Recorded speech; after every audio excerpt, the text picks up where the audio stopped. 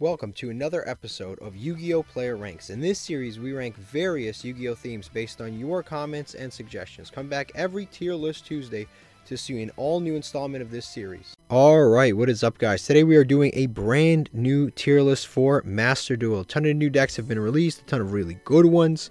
We've had like 3 ban lists since the last tier list that I did, which is kind of crazy. Almost like 3 ban lists in 1 month. Is insane. No, they're not the biggest ban list, but they definitely have an impact on everything going on.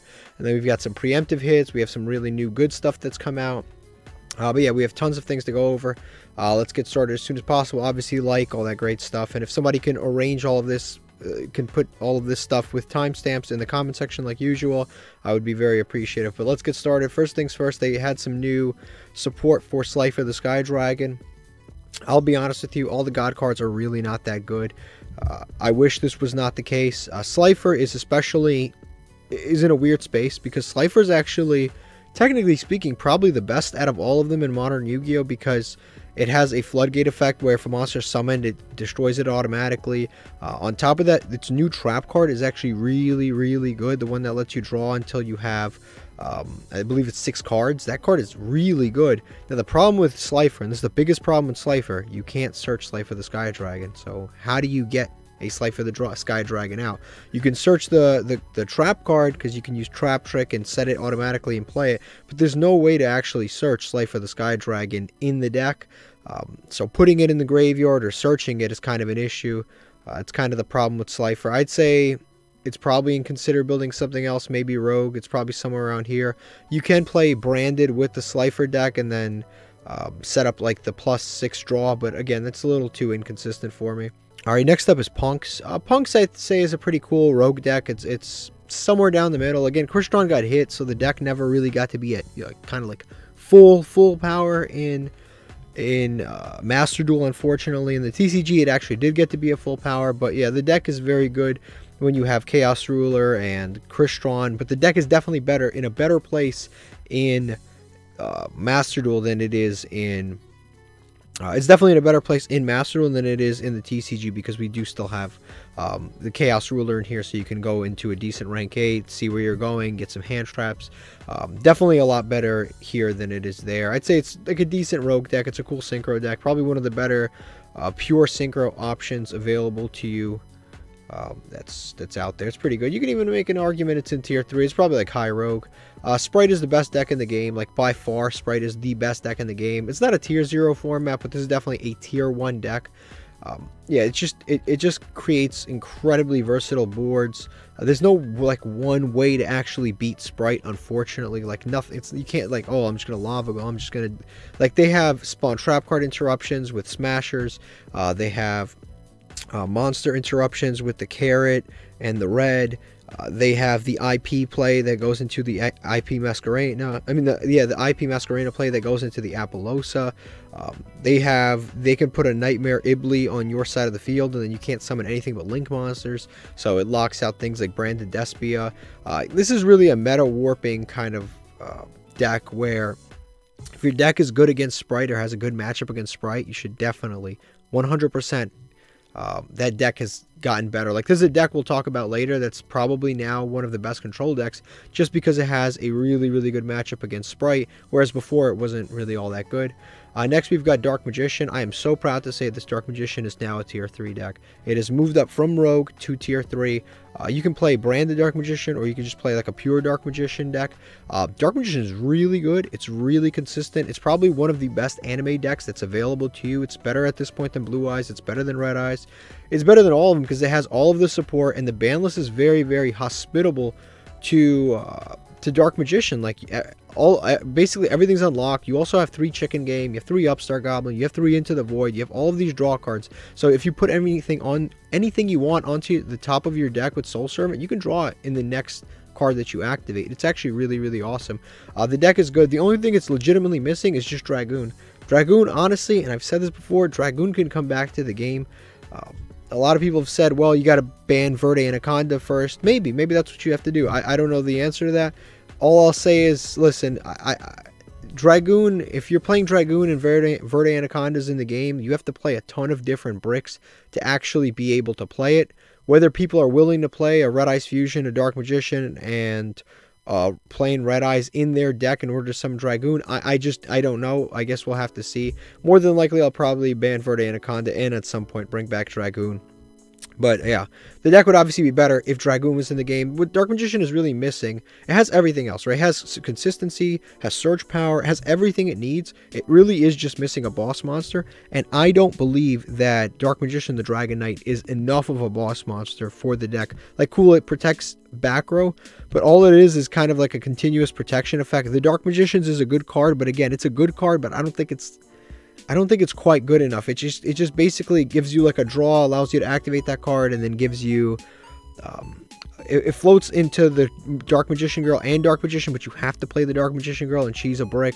So it's a weird situation. I think finally though I can confidently say Dark Magician is a tier 3 deck. It's a legitimate deck. You can definitely play it and get to platinum. You can get to diamond honestly with Dark Magician. You can mix it with Brandon, like I said, fairly good deck. Next is Adamancipator. Adamancipator is kind of like a big one-trick pony, but the one trick that it does is pretty good, which is it basically summons a monster that's unaffected by everything, and it's a really good deck for that. Typically, if that thing slams onto the board and they're not playing Underworld Goddess, or they don't have access to it, or they're not playing a Kaiju or something like that, a Lava Golem, unless they have that in their deck / extra deck, they pretty much will lose the duel because it's 6,000 attack, it's unaffected by everything. The deck also has a really good combo game. Just like anything else, it loses to the typical things that combo decks lose to. But fortunately, like for example, this deck loses to Nibiru. Nobody's playing Nibiru because Spright. Nibiru does nothing against Spright because obviously it can prevent Nibiru from even coming out. So the deck is fairly good. I'd say it's probably somewhere in tier 3. Whether it's better than Dark Magician is debatable. This is another one. Dinosaurs are probably like a tier 3 deck. It's a good going second deck. It's a good going first deck. You can put up some interruptions going second. You could play like the Pot of Extravagance version, draw 2 cards, and then just try to put it Ultimate Conductor Tyranno and go for game. It's a pretty good deck. Biggest thing since the beginning of the game, the reason you don't see it as much as other decks, it's just really expensive. It's almost like a deck that you would think should be a structure deck, but it's not a structure deck. But yeah, it's a very strong deck. It's just very UR heavy. Next we got the Adventurer deck. Never build this deck pure. It's actually gotten hit since last time. Because already, like, Adventurer already got hit, right? So we already know, right? You have 1 Water Enchantress, you have 2 Rights, and then Foolish Burial, and that's 4 cards to start your engine, and then you got the 3 bricks. So it's already hit. On top of that, theoretically, if you were to play Pure Adventure, you need Amato Iwado. And Amato Iwado actually got hit on the ban list, quite frustratingly. So unfortunately, it's not even playable in its purest form. I don't see why you would ever want to play that deck. Alright, next up is Exosisters. Exosisters is a very good tier 3, maybe tier 2 deck. It's a good control kind of deck. Again, it's one of those decks you can put in tier 3, you can put in tier 2. It's a very good deck. Basically, it benefits from your opponent moving things out of the graveyard. They do now have Martha, and Martha was the last support card that they needed to make the deck like actually very good and very playable. I would almost want to say it's a tier 2 deck because like it does actually top events and stuff like that. But I'd probably say tier 3 until I kind of look at the list fully. It's probably like a tier 3 deck. It's a very strong deck. Again, if anything moves from the graveyard, it gets banished from the graveyard, like moves from the graveyard, they can they have a bunch of like additional effects that they can do. They can banish cards, they can negate cards, they can swap out into more Exosisters out of the extra deck. Like the deck is very strong. If you let them set up, they will almost always beat you. Like the deck can banish like 4 of your cards per turn. It's almost like insane. Its spawn trap cards are really good. Its main deck monsters are really strong. The X-Seed monsters are really strong.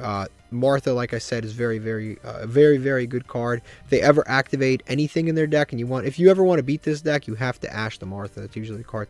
It stops the special summon and it stops the summon from deck. So definitely a very good deck. Runick is an interesting one. Runick is very interesting. So Pure Runick got hit, and I wouldn't even say it got hit that badly, right? So they lost Amato Iwado, that went to 1, and then on top of Amato Iwado going to 1, they also some of the Runick cards got semi-limited. So you can make the argument that Pure Runick is now probably around like a tier 3 deck because a lot of the stuff got hit. But in reality, a lot of it you can just replace with just more floodgates to slow down your opponents. So you're like, yeah, they lost them auto, but like, who cares if they lost them auto? They're just going to put in more skill drain. There can only be one, just more floodgate, summon limit. It doesn't matter. They just replace all of that with more of those floodgate monsters. As far as their cards actually going, like their individual runic cards that got semi-limited, that'll hurt the deck. But again, it's like they actually have a significant amount of them in the deck, so it doesn't really matter. It's still going to be able, like the deck literally recycles them. Like the field spell, the entire point of the deck is to recycle the cards that you activate and then use them again. So even if they semi-limited, it's like, dude, like you can still recycle them. The deck recycles them anyway. Like, it was almost kind of a pointless hit. So as far as pure runic, I'd probably say maybe even still tier 2. I'd say it's probably somewhere around tier 3. Now what I will say is runic plus spright, like runic spright is the best deck in the game. It is probably the best deck in the game, head and shoulders above every other deck in the game. I don't think it's like tier 0-ish, but it's definitely by far the best deck in the game. It is literally spright with a free like +2/+3 draw engine. That's what it is. It is spright, plus they get the draw, plus they get to play the runic cards, so they can summon Hugin from the extra deck, who is a level 2, and then combo off with all the spright stuff. And the only thing that they lose occasionally is the battle phase. But again, if you put yourself, the good thing about Master Duel is it doesn't matter if you lose your battle phase, because you're never going to be going into time. You are playing endlessly. Until there's a winner or a loser, you're just going to continue to play and play and play. So it doesn't really matter if the duel gets elongated and you skip your next battle phase or your next battle phase. It basically just it's basically regular sprites, plus it has all of the recursion of runic, plus it has the draw of runic, because just because you put runic cards back doesn't mean you won't draw more hand traps. On top of that, it summons level 2s. And on top of that, it has all of the versatility and all of the versatility of all of the runic cards, which allow you to pop cards, negate cards, etc.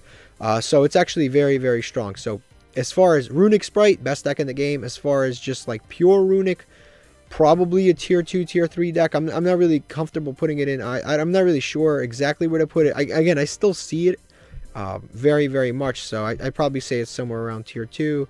Labrynth is one of the best control decks in the game.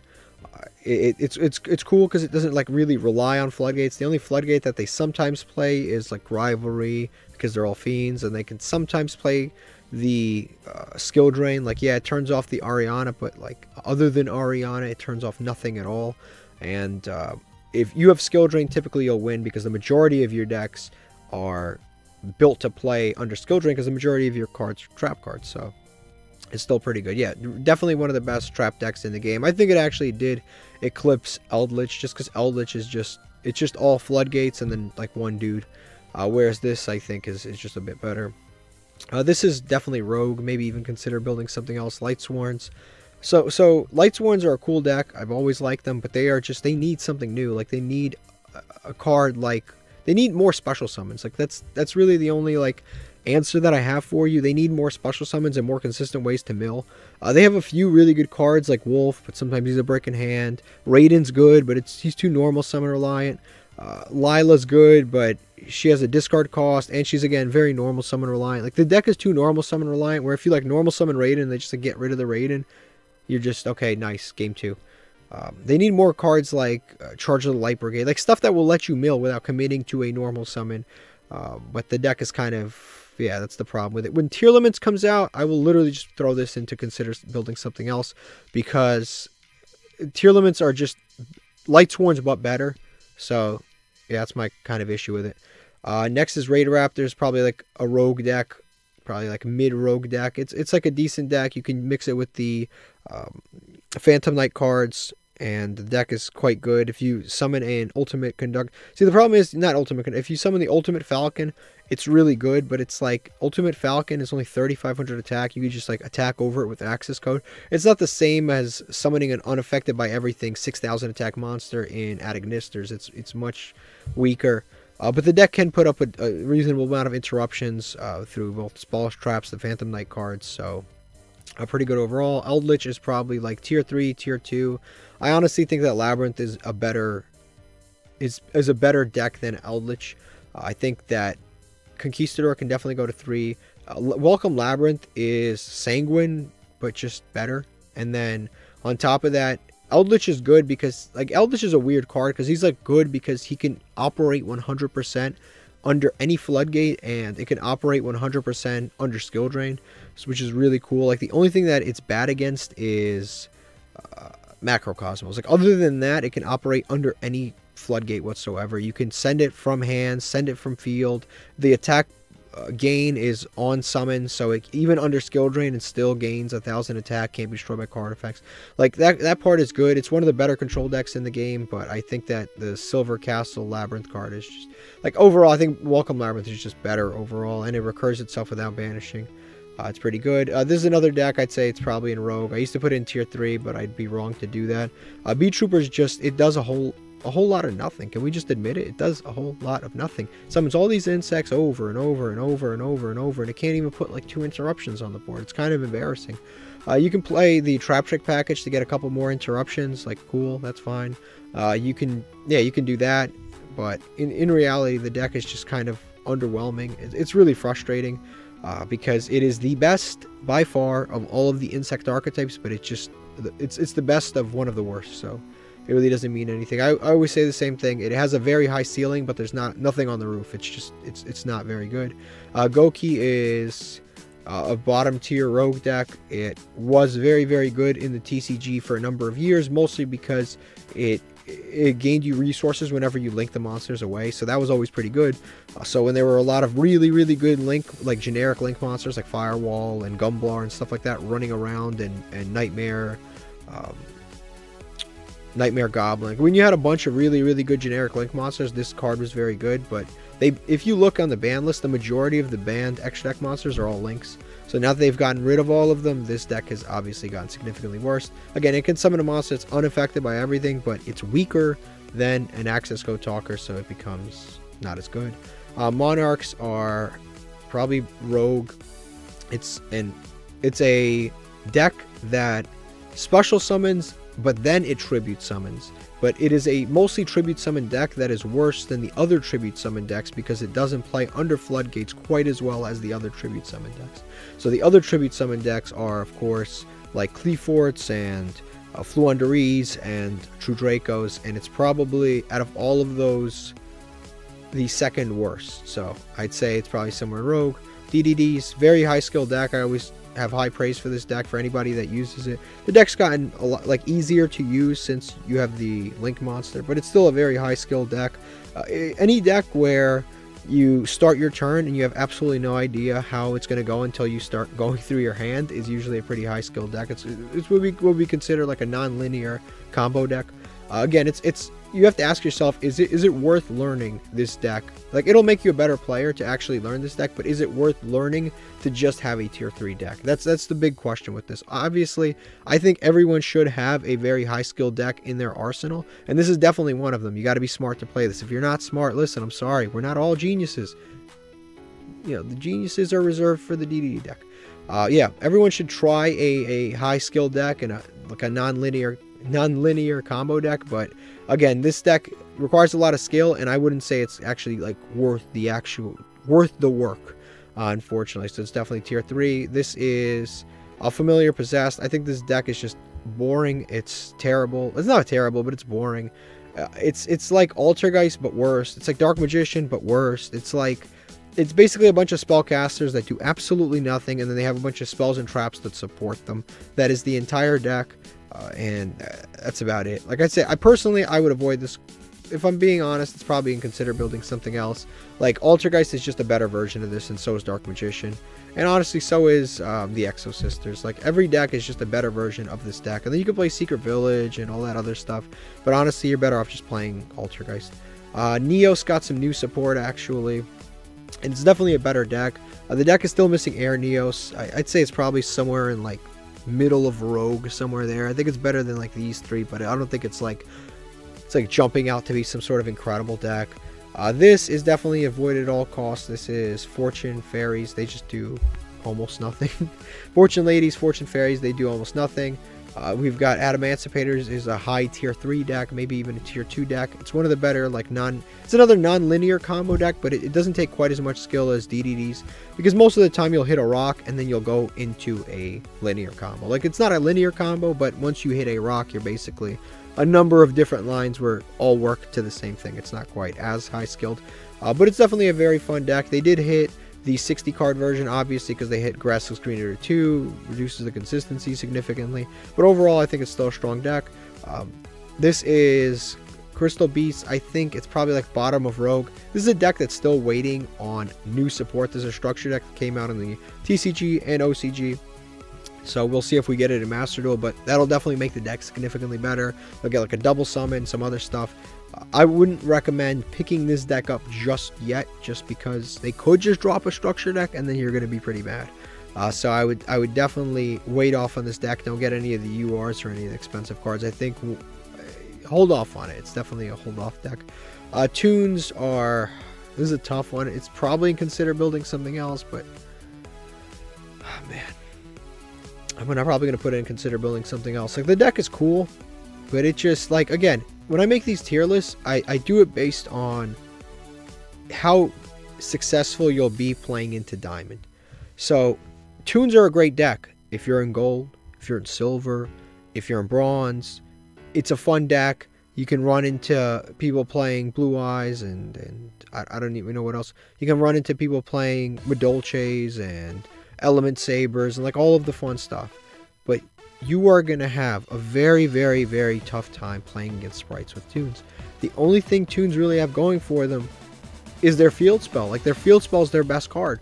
Other than the field spell, like, the deck is like just kind of iffy. They have two good things going for them: search power and the field spell. And then they have a million negative things. They can't attack the turn they're summoned, except for Dark Magician Girl and Blackluster Soldier. Blackluster Soldier has, I don't want to say it's like a super huge summoning requirement, but it has a reasonably hefty summoning requirement where you have to add up. It's basically like, it's almost like a ritual summon, but it's not a ritual summon because it's just the inherent summon of the monster. So it has a pretty hefty like summon cost. You're never going to summon like 3 BLSs one turn. Like, it's going to take a lot of effort to do that and then attack directly. Yeah, the deck is just, it's just very like, it's cool, but it doesn't quite do enough, and that's kind of the issue with it. Pendulums, I'd say, is probably somewhere in the tier 3 region. It's a good deck, but again, it's just, it's tough to compete with Spright when it's just so much better than every other deck in the game. I'd say it's probably somewhere in tier 3. It's a strong deck, but I wouldn't, actually, it's probably somewhere in like the higher end of tier 3. It's a very strong deck, but it's not like destroying anybody anytime soon.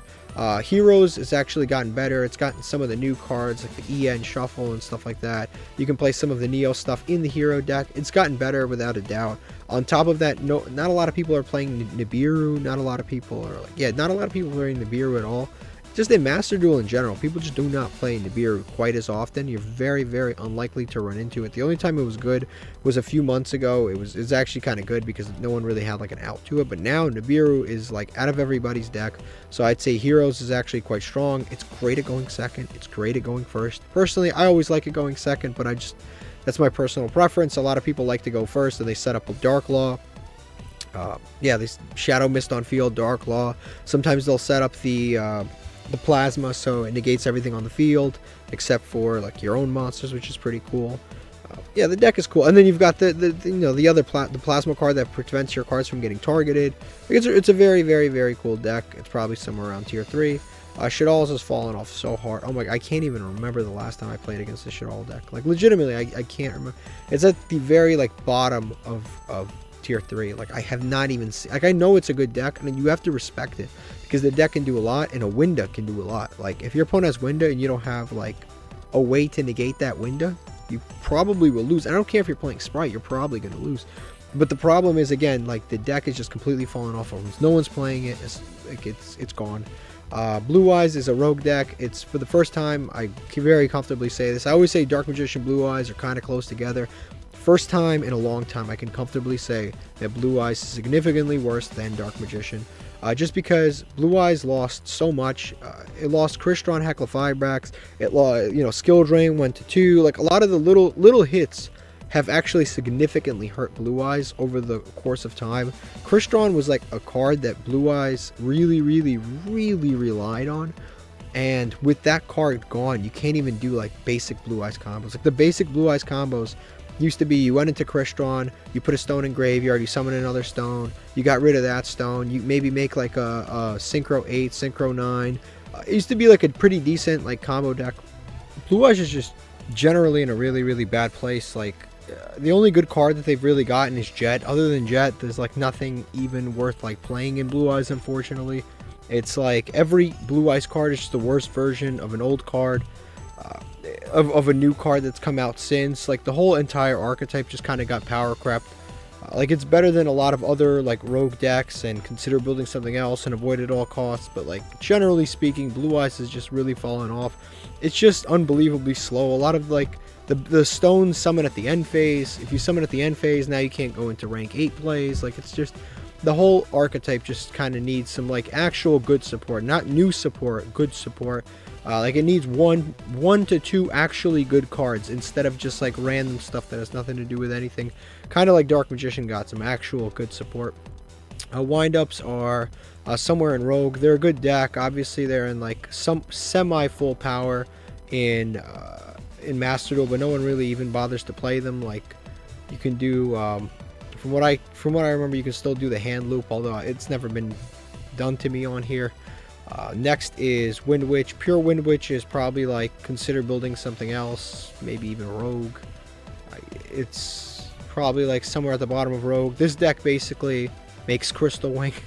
That's it. Like it makes Crystal Wing. Sometimes it makes Baron de Fleur, and that's the entire deck. The actual synchro monsters in the Wind Witch deck are very lackluster. You have to mix this with other archetypes like Harpies and stuff like that. Harpies, Speedroids, but those decks are usually played better just on their own. Phantasm Spirals is a really good rogue deck. It's really good in the meta right now. It's good against, I'd even put it probably at high rogue. It's very good against Spright. Like you can play Dimensional Shifter, you can play a lot of stuff that is good against sprites in this deck. You can play Dimensional Shifter, Macrocosmos, Skill Drains, like all of those floodgates you can play along with your Phantom Spiral cards. It's probably, it's one of the best like kind of like floodgate decks available to you, one of the better rogue decks. It just depends on how you play it. The issue with this deck is, of course, like it's the same issue that this deck always has. If your opponent summons like a large monster, it can't be targeted, can't be destroyed, unaffected, like you just don't have an out to that monster. There's no in archetype out whatsoever to a monster that can't be targeted, can't be destroyed by card effects like that. That kind of stuff just destroys you. And there's a lot of monsters in Yu-Gi-Oh that just have those stipulations on them. That's a huge issue. The positive thing about this deck is the games are usually over pretty quick. Like, so in terms of climbing the ladder, that is one of the real benefits. Like you either lose in 5 minutes or you win in 5 minutes, but you usually don't have like 30-minute games unless your opponent's like playing Eldlich. Then you'll have like a grind game. Next is, this is Infernoids. This is another deck. Unfortunately Grass went to 2, but even with Grass at 3, even with Reasoning, the Fairy Tale Snow, Monster Gate, like with all that stuff, this deck still is not like it's a threat. Like when you play against it, they go second. Oftentimes you can lose, but like a lot of the times this deck just kind of just like falls apart. It runs out of fuel. It doesn't seem like it's ever doing enough. It's like a good strong deck, but it almost seems like it runs out of gas. Subterra is probably like a kind of like tier 3 deck, somewhere around there. It's a good floodgate deck. The more floodgates they hit, the worse this deck gets, and they continue to kind of put random floodgates to 2. Again, this is another one of those decks. It can run Gozen, it can run There Can Only Be One, it can run a lot of the floodgates that are really good. I'd say the biggest issue with this deck is, again, it doesn't really have a boss monster. Its boss monster is essentially a trap card that doubles the attack of all of the monsters on your field, or it makes their attack and their defense, combine their attack and defense. So Subterra Guru becomes like 3400 attack, for example. Like it can make your monster stronger, but you don't really have like a boss monster. You know, the boss monster in like the TCG is Dragoon, You just summon that and you sit on your field spell and you flip and you play that entire game. You have the Fiendus in hand to negate things, but unfortunately in the in Master Duel, it's just that doesn't exist. So this deck is really like lacking a boss monster. This deck got a lot better. You never see it though. Like it's almost unbelievable. So this deck got significantly better because you've got, I would even put it somewhere up here. It's one of those decks you just do not see. Like, I don't know if people just don't care to play it. They don't like it. I don't know what the explanation is. Like, the deck is a strong deck, but nobody plays it. But it actually did get better because Apprentice Illusion came out, which is, of course, the Dark Magician card.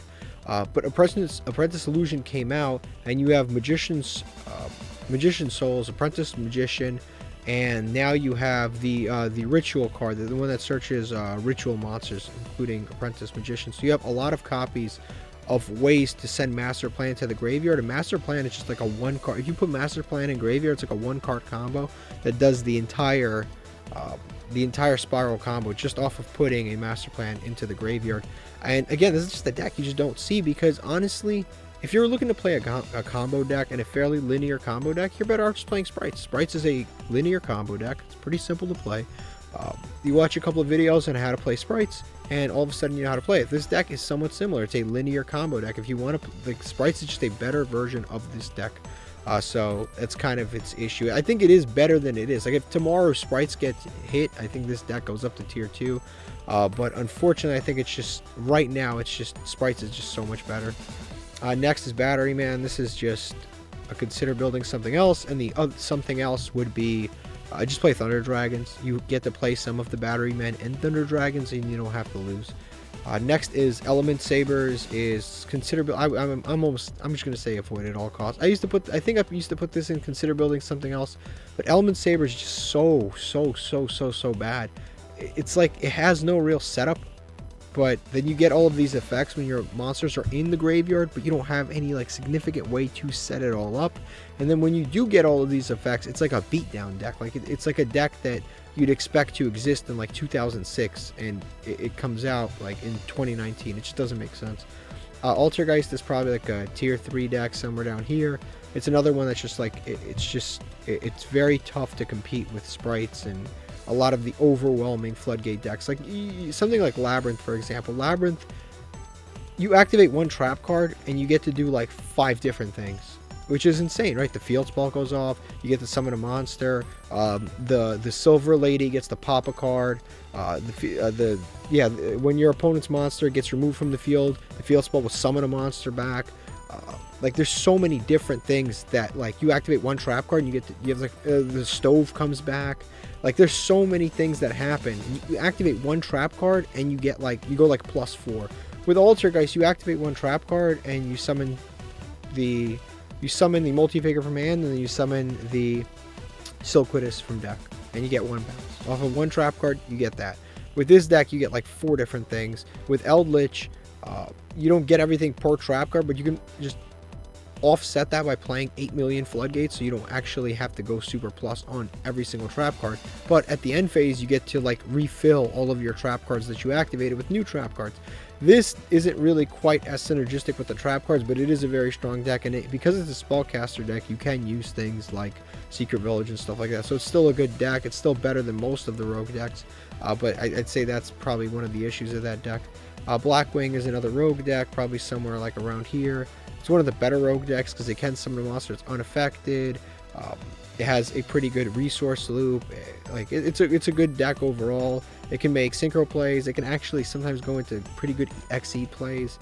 You can mix it with Phantom Knights. I've seen that. Raid Raptors. You can use a lot of the Raid Raptor cards. The deck is like, it's got a lot of good tools, but it doesn't seem to do enough. Again, if you're going to play a combo deck, and this is more of the kind of like non-linear style of combo deck, so I wouldn't say it's like as difficult to play as like DDDs or like Dragon Link or something like that, but I'd say it's fairly more complex than like a Sprite deck, for example.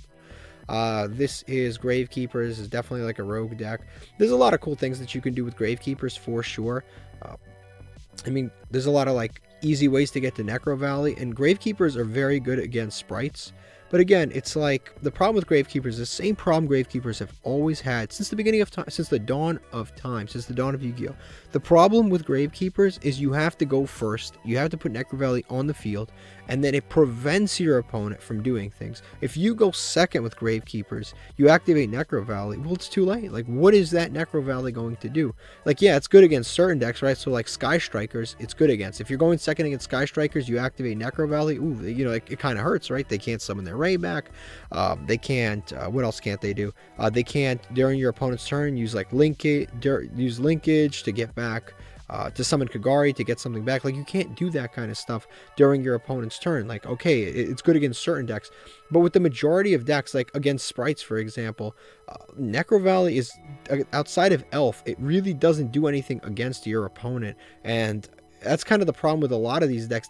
Like, it doesn't really do anything if you don't go first, and that's always been the issue with Gravekeepers. When it goes first, it's like an 8 out of 10 when it goes first, and when it goes second, it's like a 4 out of 10, and that's always been the issue with it. It locks down graveyards, but if you go second, it's kind of a little rough. Next is FAs. They're just better synchro decks, honestly. I'd say probably, it's not considerable. It's definitely a rogue. It's probably somewhere like here. It's a rogue deck, but you can mix it with UAs, FAs. It's a decent deck, but I would definitely... There's definitely better synchro decks. This is a decent deck. This is Magical Musketeers. Magical Musketeers is a cool deck. No one really sees it coming. No one really knows how to play against it. And that's kind of, there's a lot of newer players in Master Duel, so they didn't go through, you know, playing against Magical Musketeers. So basically, this deck, if you activate spawn trap cards in their columns, they get to do certain effects. You can cast bar, searches, Starfire, summons. Some of them let you draw 2 cards, discard a card. Like, they all have different effects. They're all useful. Their best monster is their Link 2, but unfortunately the Link 2, and this is a major design flaw here, the Link 2 is only good going second because your opponent has to have spawn trap cards or monsters on the field in order for you to go very, very, very plus. And you do go very plus. I mean, it's really actually quite good. You significantly go, like, if your opponent has 4 monsters, you get to search 4 spawn trap cards. If your opponent has 4 spawn trap cards, you get to summon 4 monsters. Like, it's really, really incredible.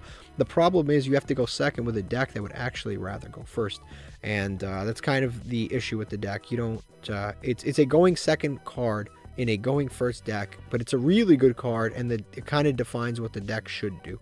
But overall, it's a good deck. It's a good rogue deck. Not a lot of people see it coming. This is probably somewhere around in like bottom of rogue. This is Cyber Angels. Honestly, if you're playing a ritual deck, let's be honest, just play Drytrons. That's the best ritual deck there is, and you can play some of the Cyber Angels in Drytron. You can even play a larger amount of Cyber Angels than is usually played. It's your deck. You can do whatever you want, but it's going to be better than just pure Cyber Angels. Pure Time Thieves is a decent deck. I'd say it's one I know very, very well. I'd probably say it's somewhere in Rogue. It has some good cards, like the dog is really good, but its big problem is it's very good. Like, once you get a Link monster, once you get a Xseed monster on board, it's good because then you can, like, oh, detach, summon from the graveyard, detach, summon from the hand. Like, it's good once you already have things on board, but before then it can be a little bit tough to get the right resources. So I'd probably say somewhere in Rogue. Dragon Link is a really good deck. Dragon Link's got the same problem. I'd say it's probably like higher tier 3. It's got the same problem as DDD, where this is a pretty high skill deck. It's one of those decks where you don't know where you're gonna go. You have an opening hand, but you don't know when it's gonna. You don't know how it's gonna go. It's not like where you can. There's no like defined combos. There's no like, oh, I'm gonna normal summon this monster and I'm gonna end on 4 negates. Like, that doesn't happen in Dragon Link. It used to be Dragon Link back in the day, but they've hit so many different cards that it's actually converted to more of a non-linear combo deck, which makes it significantly more difficult to play. It's another high IQ deck. Listen, if you're not very smart, Dragon Link, DDDs, these decks aren't for you. There's nothing wrong with not being that smart. I'm not that smart. Listen, you can just play a different deck. But how you know if a deck is kind of like a higher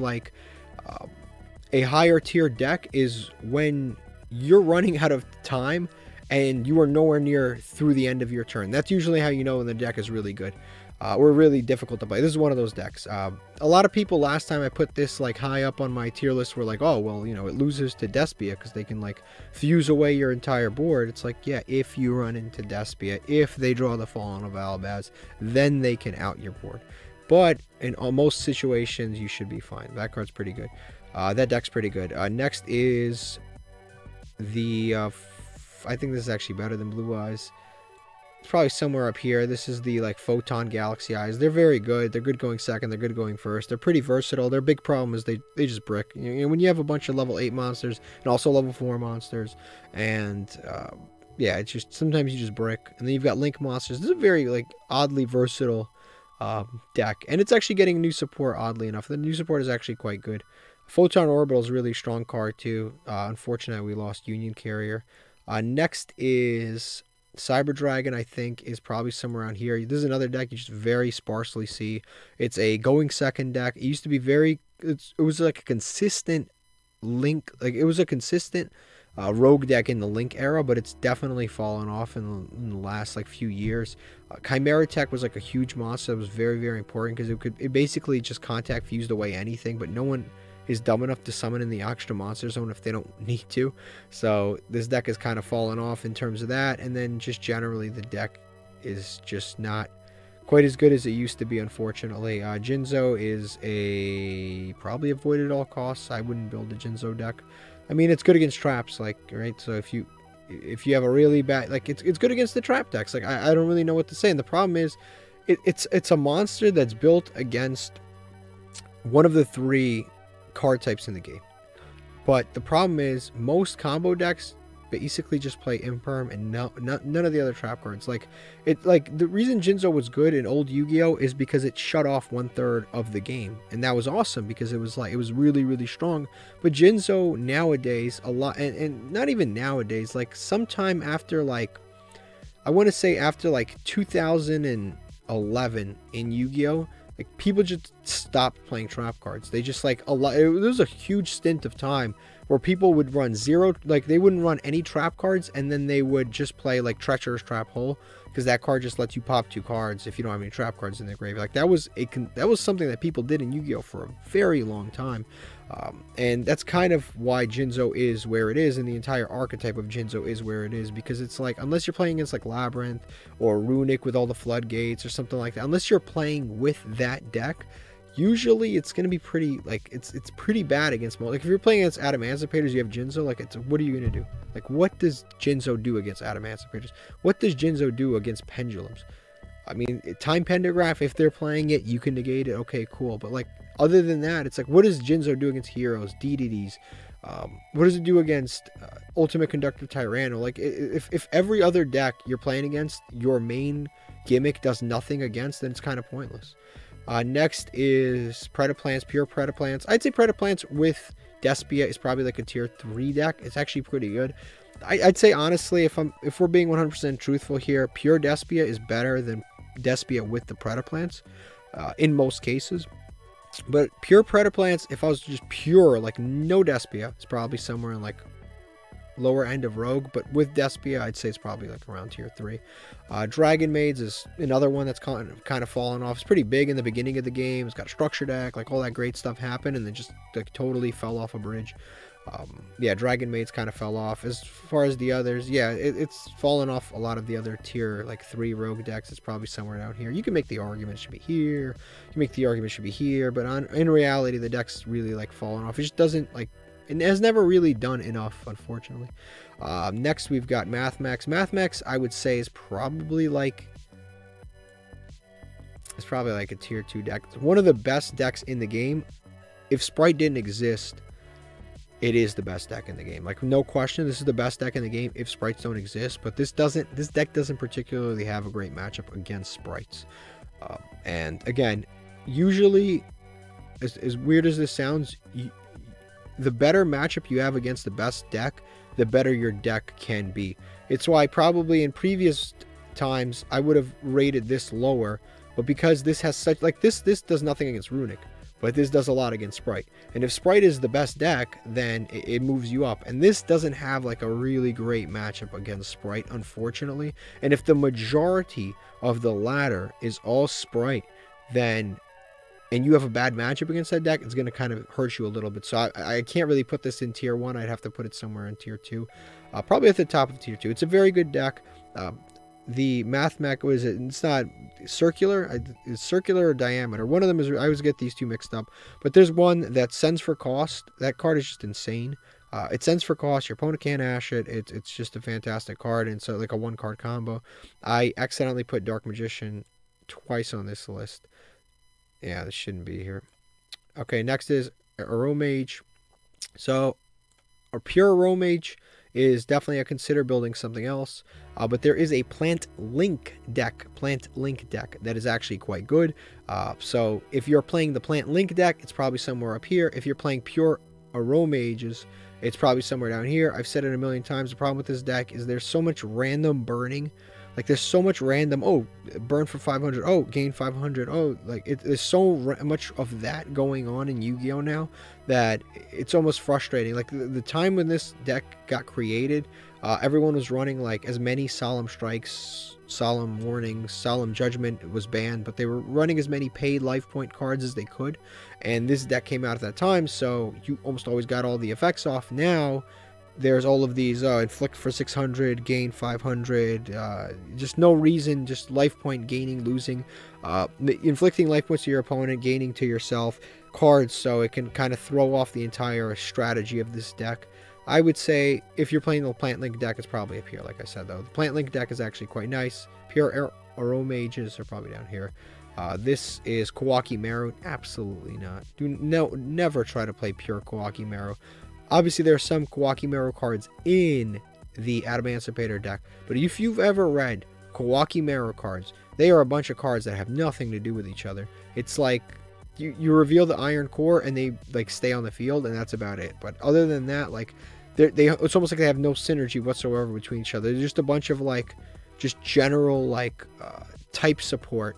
Has nothing to do with each other. Traptrick is, I'd say Traptrick is a weird deck. It's probably somewhere in Rogue. Traptrick is one of those decks where if it goes first, it's like a 10 out of 10, and if it goes second, it's like a 3 out of 10. Because the entire point of Traptrick is to set up, well, a bunch of traps. But if you're going second, no one's going to fall for your traps because it's too late. Like, it's a trap deck. You have to set the traps.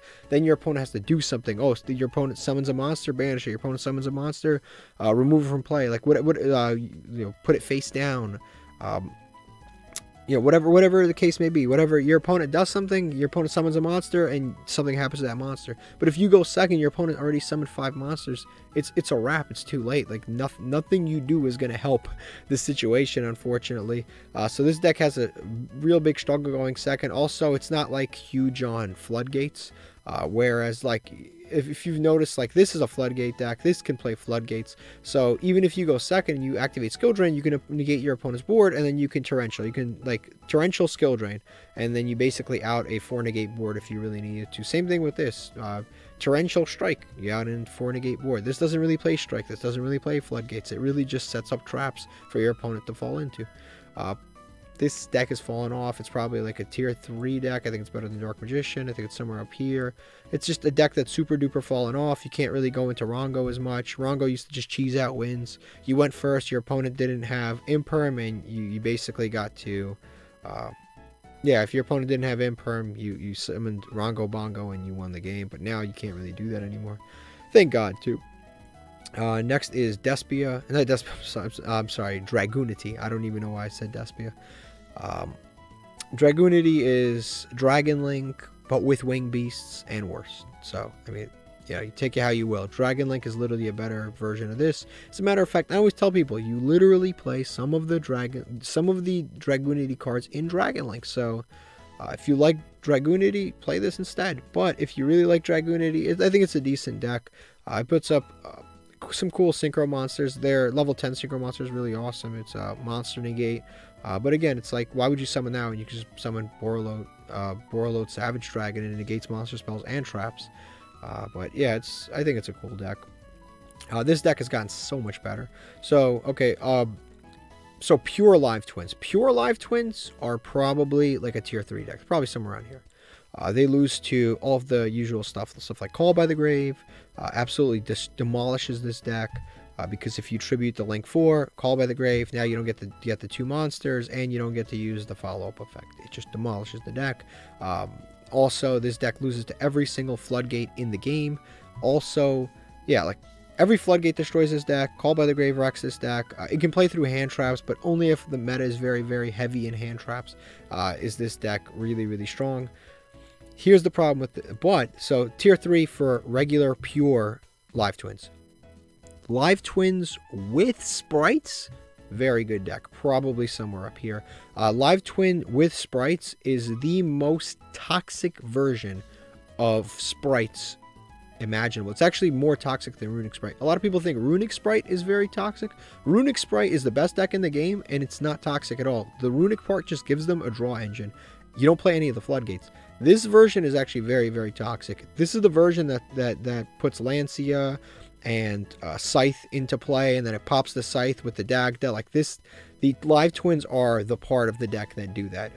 Live twin sprites are really, really toxic, especially if you play the like I said, the Scythe. It's very, very annoying, and generally these are two decks that have a lot of great synergy together, because it just naturally very easily goes into Link 2s, and it's almost like Nimble but with more versatility. You play the Nimble package to summon, you know, level 2s out onto the board, but these are level 2s, but also they have more utility because the Link 2 can draw you a card, it can pop a card, it just gives you more versatility. Also, you can go into the level 4, they're very easy to search. You have all of these search cards, all of the live twin / evil twin cards. You have the not the Trouble Sunny, you have the Sunny Snitch, you have the Secret Password, you have all that stuff. Like the deck is extremely, extremely consistent, and it's very good at putting multiple level 2s onto the board, and obviously that's very, very, very strong for sprites. And what the deck always lacked was negates. It just didn't have any negates. A lot pure live twins, right, which I said were somewhere around here,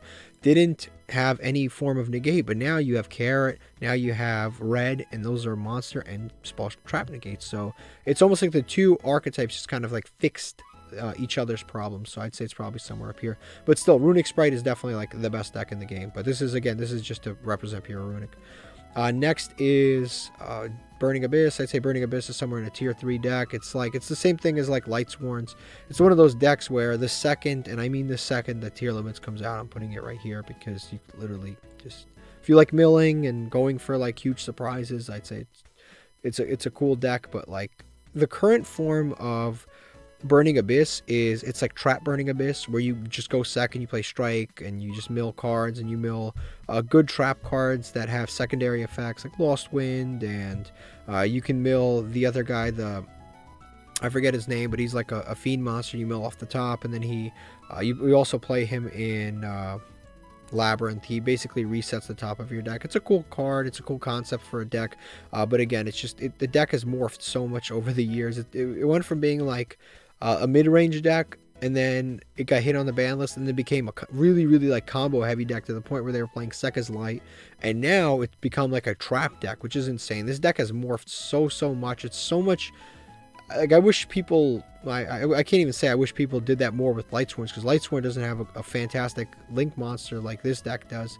Well, it does have a good link monster, but it's not quite as used in its own archetype as it is in others. But yeah, this deck was just, it's really impressive what people have been able to do with that deck to keep it relevant. This is Noble Knights, Ignoble Knights, I should say. Where I should say these are the Synchro Noble Knights, the newer ones. I'd say it's probably somewhere around there. They build a decent board of a couple of negates, but it's just not quite enough, and it doesn't compare to like Adamancipator or Spright or like a lot of the higher tier decks. This is another deck that's really good, and it's very meta dependent. I'd probably say it's somewhere in tier 3. There's so many different ways to build this deck, so it's actually tough to kind of review. You have sort of the floodgate version of the deck, which is the version with eldlich, and that is probably the most competitive version. You also have the version that you have kind of like the danger 60 card combo version. That's another deck that I would say is a very high skill deck. Whenever you have a deck where you draw an opening hand, you have no idea what your board is going to look like, that is usually that is usually grounds for a pretty high skill deck. Like if you have no, you just have a hand and you're like, okay, I have to make some plays and I'll see how this goes. That is usually like, that means that the deck is going to be a pretty hard deck to play. And if you're running out of time constantly, that's another kind of thing there. Yeah, this is another deck that it's now become more of a synchro based deck, and a huge problem with this deck is that Crystron Hackle Firebrax got banned. That deck was like integral. That card was integral to this deck, and since it's got hit, nothing has really replaced it. That card was very, very, very, very important for the deck, and you can still make like really, really cool plays. You can do a fusion-based version of this deck. You can do a synchro-based version of this deck. You can play the dangers. You can play the 60 card. You can make a trap-based version of this deck. And the other thing that is important to keep in mind is this deck is as good as Zombie World is against the meta. And I'll be honest with you, if you look up here, Zombie World really doesn't hurt a lot of these decks. Like it hurts a part of the Labrynth deck where they recycle with the field spell. You're right, you can't recycle a Fiend. Okay, that kind of hurts. It does nothing against Runick. Mathmech, it does some stuff against some of the extra deck Cybers cards. Okay, cool. You know, but for the most part, they can out the Zombie World. It does nothing against Spright. Spright is the least racist deck ever. It just doesn't care if it's a zombie. It doesn't care if it's a thunder. Like, it doesn't affect Spright what deck they don't care if they're aqua. Like, it doesn't matter what sprites are. So they just keep playing. They don't care about Zombie World. And if your main gimmick of the deck is turning your opponent's monsters into zombies and it does nothing against the best deck, you're going to have trouble, unfortunately. So it's probably somewhere around tier 3. This is these guys, the goofballs. They're probably somewhere in like high like tier 3. There's still like, people don't respect this deck since the barrier statue got hit, but they don't realize that the deck is still really, really, really strong. It's the best of the tribute summoning decks. Like, the deck takes so much more skill now that the barrier statue is gone. Like, you actually have to, you have to actually think. It's incredible, but you have to think. You can't just end on a barrier statue and then your opponent normal summons and you summon a Rise and you put it on the top of their deck. No. You actually have to think, and you have to play. You still have M-Pen. You still have the Harpy's Featherstorm. You still have a lot of really, really strong floodgate tools, but you just can't. You just don't have a very, very simple-brained play anymore. Next is Swordsoul. Swordsoul is one of the best decks in the game. I'd say it's probably somewhere in like tier 2. It's better than pure Runick. It's better than Labrynth. I'd probably say it's like right behind Mathmech. It's somewhere right there. It's still a very strong deck. This deck is just unbelievably consistent. If it's such a good investment. If whoever invested in Swordsoul, like they picked up Swordsoul when it came out, it's incredible. The deck is still like a probably like a top 10 deck in the game. Like, if you picked this up when it came out, you didn't have to pick up another deck in the entire game, and you've basically been able to maintain a competitive deck the entire time without having to upgrade a single time. It's almost kind of impressive. So it's probably somewhere around tier 2. Very good deck. This is a deck that's very interesting. So this is water control. People have called it water control, Umi. What else do they call it? Water control, Kairushin control. This deck is very interesting. How I always say, your deck is as good as it is good against the best decks in the game. Spright is the best deck in the game right now. This deck is actually really, really good against Spright. It has a really, really, really strong matchup against Spright. Because basically Spright in the TCG, when it came out, it used a lot of water monsters. This deck had a weird like situation, right? In the OCG and the TCG, this deck came out, and it came out simultaneously with Marincess. Marincess was one of the better decks. So this deck never really got to shine, because if you played against Marincess, it actually had, like, you know, if you're playing as a water deck, this deck isn't quite that good. Right after that, what came out? Tearlaments and Sprites. Sprites isn't a water deck, but in the TCG and in the OCG, they use Totally Awesome, and they use the Frogs, which is a huge water engine. But in Master Duel, you don't have that. Also in Master Duel, you don't have Tearlaments. So this deck never really actually got a chance to shine. This is one of those decks where there's so many areas in the game of Yu-Gi-Oh! Where I can insert this deck and it would be like a top 5 deck. Like, there's so many. Like, if I put this in Dragon Ruler format, this deck would probably be a top 5 deck. If I put this in Gladiator Beast format, this is a top 5 deck. If I put this in like Chaos Dragon format, this is a top 5 deck. There's so many parts of Yu-Gi-Oh! In the time, in like, if you put this in Goki format, this is a top 5 deck. There's so many areas in like the timeline of Yu-Gi-Oh! Where if this deck came out, it would be one of the best decks in that format. But unfortunately, it came out in a very weird spot. We're in a very weird time in Master Duel where there aren't any good water decks, like, at all. So this deck actually has a really good matchup against sprites. It has a really good matchup against even Spright Live Twins, because against Spright Live Twins, it doesn't against Spright Live Twins, it just kind of breaks their board. They don't have any water monsters. It's good against Mathmechs because once they summon that one Mathmech monster, they can't summon anymore. Even their trap card won't save them. The trap card that summons multiple monsters, it won't save them. It's good against Swordsoul. The only water monster they have is the Moye. It's got a weird matchup against this. I'm not going to lie. It's just the jellyfish can negate. So as long as you can keep the jellyfish for the runick fountain, you're usually good to go. But other than that, the deck's, it's a little iffy. This one's kind of like, it's a hit or miss. Same thing with this. But against a lot of these decks, I'm just going to point to them. A lot of these decks don't play water monsters. So if you just summon the Kairu Shin and you can just protect it and just protect the castle, you can win against the majority of these decks. So that's kind of where the deck is at. I think this is actually one of the, and I'm putting it in tier 2. I think this is one of the best control decks that you can play in the game right at this moment. Like, it literally can out a full board of Spright, like a full Spright board, because the effect is on summon. It doesn't activate. The second you summon Kairu Shin, your opponent has to send all monsters that aren't a water monster, except for one monster, to the graveyard. So you basically can out like a 4 monster board by just normal summoning a monster. It's kind of incredible. Now the big drawback to this deck is it just bricks. Like, it bricks. Like, sometimes you draw multiple Umis, sometimes you can't get to the Kairu Shin, sometimes you draw like a bunch of big monsters. Yeah, when you don't have Legendary Ocean in hand and you have big monsters, you just kind of lose. Like, sometimes you will just lose the duel, but other times the deck will just get you really, really easy wins. And the impressive thing about this deck is that despite being a control deck, one of the big things that, like I said about Traptrick, right? Traptrick goes second, it's like a 3 out of 10. It goes first, it's like a 9 out of 10. This deck is actually really good at going second because, again, its main monster breaks boards and in a non-destruction, non-activating way, which is like crazy. It's like a floodgate that you don't have to activate. You normal summon a floodgate. It's insane. But yeah, it's just very good at breaking boards. You can play things like Dark Ruler no more, activate Dark Ruler or more, negate all of your opponent's effects, normal summon Kairu Shin, bam, they have to get rid of their entire board. It doesn't matter if they have 50 negates, they have to get rid of everything. Really, really good card and really good deck. Sylvan's, I'd say it's probably like, consider building something else. It's, like I said, Plant Link. If you're playing Plant Link, then Plant Link's somewhere up here, like I said before. But if you're playing pure Sylvans, it's consider building something else, just like Aromages. It's just, as a pure archetype, it's not quite that strong. Dynamorphia is a tier 3 deck. It's a good tier 3 deck, but again, I don't think it's as good as like I don't think it's as good as like Umi Control in most situations against the meta. It's not as good as Umi Control against the meta.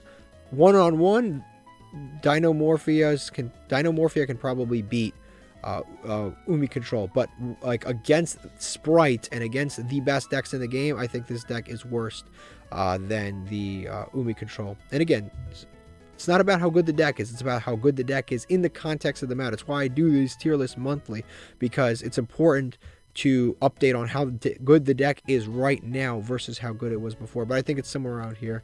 Tier 3, Despia is a top 10 deck 100%. I think Despia, weirdly enough, has a better matchup against Spright than Mathmech, and better matchup against Spright than Swordsoul. I think it has a really good matchup, and there's still a lot of stuff that needs to come out for Sprites, which is there's still a lot of stuff that needs to come out for Despia, and I think that's one of the scariest parts about Despia, is that Despia isn't like, it's not in its final form. It's not even close. Like it really is. Like, you still have the Bystials that have to come out, and then after the Bystials come out, you have an entire second wave of just like Despia, like branded support, which is insane. Like, the deck is nowhere near being complete.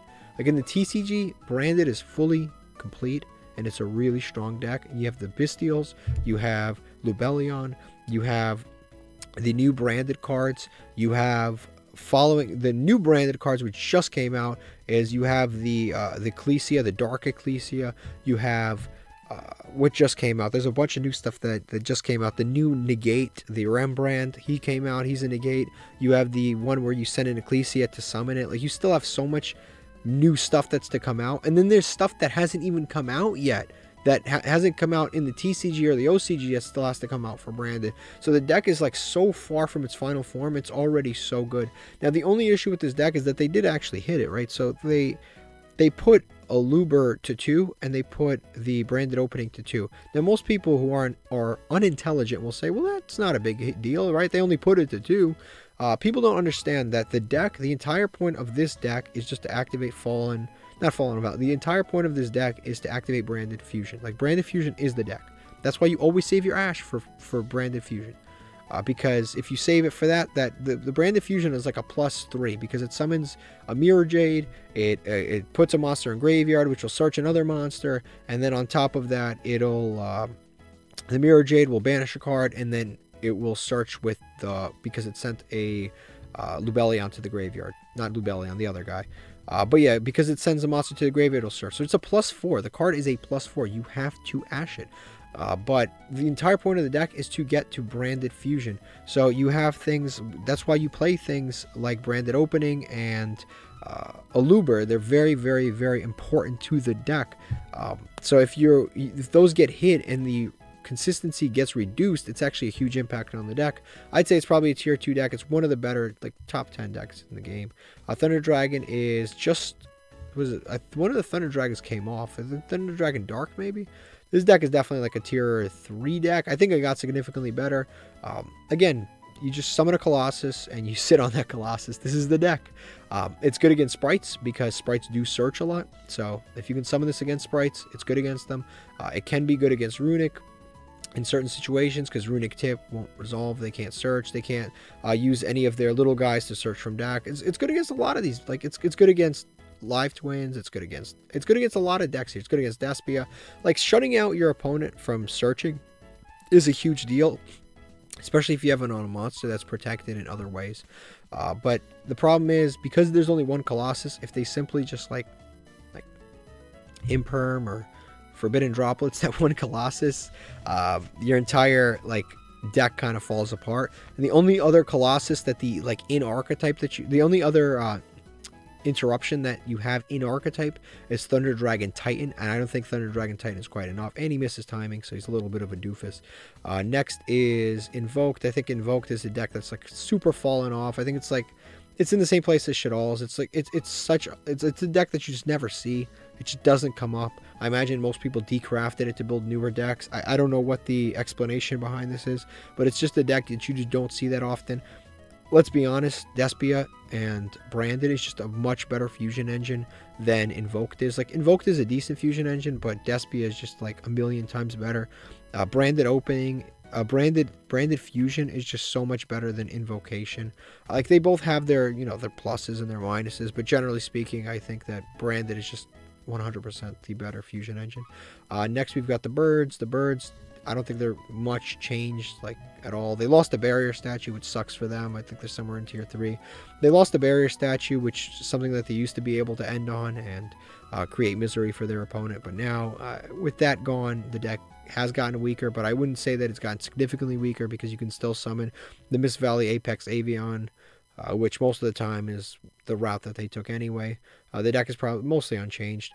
Salamangrates is another deck. It's a tier 3 deck. It's not like the best tier 3 deck in the universe. I think, honestly, I wouldn't say consider building something else because the deck is obviously quite good. But I'd say, honestly, if you like Cyberse a lot, you're probably just better off playing Math Mech. You can still use Heat Soul. You can still do all of the same Math Mech stuff. It's better going second because you can go into the big Geo Math Mech that attacks for double damage. You can go into access code much easier. I think that just generally this is a better deck than the Salamangrates. Next is Scareclaw. Scareclaw Tri-Brigade is somewhere up here. It's a good deck. It's a decent deck. It's still waiting for, I believe, a second wave of support because we only got one wave of support, but it's missing some more cards, and then after that it's going to be significantly better. Sky Strikers is probably somewhere up here. It has a good, again, Sky Strikers probably somewhere up here. Has a really, really good matchup against a lot of decks. Sky Strikers is good against certain types of decks. So if you're playing Sky Strikers, it's good against for example, it's amazing against control decks. Sky Strikers destroy control decks. Like every other control deck here usually will lose to Sky Strikers. Like remember how I said I put Umi control up here. But Umi control versus Sky Strikers is like a fat L. Like there's no way Umi control. Like most of the time, if you're playing Umi control, you will lose to Sky Strikers. They summon one monster at a time. Yeah, they typically summon one like non-water monster at a time. They also have a water monster if they really wanted to. And in general, like they're very, very good against control decks because they will usually outpace most control decks. They only have to summon one monster at a time anyway. Most floodgates don't really affect them. So generally, the deck is quite good. The problem is this deck can have a real struggle dealing against like some of the larger negate boards. Like even if the deck opts to go second, which a lot of Sky Striker players do, they can still have trouble playing against something like a full Spright board. And don't even get me started against playing against Spright with the Scythe activated. Like you literally can't play if you're a Sky Striker player. You cannot do anything if you get Scythed. That's probably there. Next is the best ritual deck in the game. I'd probably say it's somewhere up here. This is Drytron. The deck didn't like significantly ever really get hit. I had a few consistency hit. They took some stuff off the ban list for it, and the deck just kind of just fell off. It's one of those decks where at the beginning of the game it was so prevalent, it was so annoying, and everyone hated it. And I think a part of it is people just don't want to go back to playing this deck. What I like about the Master Duel crowd is that when a new deck comes out, they're just so eager to play the new deck that they will uncraft the old deck. And the old deck can actually be very, very playable, but they just won't ever go back to it, and they don't feel like recrafting it. And I think that's the situation with a deck like Drytron. I think it's better than the amount of people that are actually playing it, but yeah, it's just not a deck that is very much played. Pure Utopia is a deck that it's probably like in Rogue. There's so many options with this deck, it's really weird. There's actually even an FTK with this deck where you make a number 100 and then you like destroy it and your opponent, and then you inflict life points to your opponent or something like that. I played against it. It was probably most likely a bot, but I lost to this FTK a couple of times on ladder. But again, like it's an FTK. It's just there just to end duels quickly. For the most part, Pure Utopia is a little iffy. Gladiator Beasts mixed with tri-brigades can be quite good. It's probably somewhere in the middle of Rogue. Gladiator Beast is like, it got pretty decent support a few years back, like legacy support. It's the kind of support that a lot of other legacy decks could use. Plunder Patrol is a good deck. I'd say it's probably somewhere up here. It's one of those decks where if you don't know how to play against Plunder Patrol, you're just going to lose. And there's nothing you can do. Yeah, they attach themselves from the extra deck, and they get a bunch of cool effects. Sharks, oof. This is a tough one. This is a tough one. Sharks, honestly, is probably like near the bottom of Rogue. I rated it like a lot higher last time, but losing Toad is like a huge blow to this deck.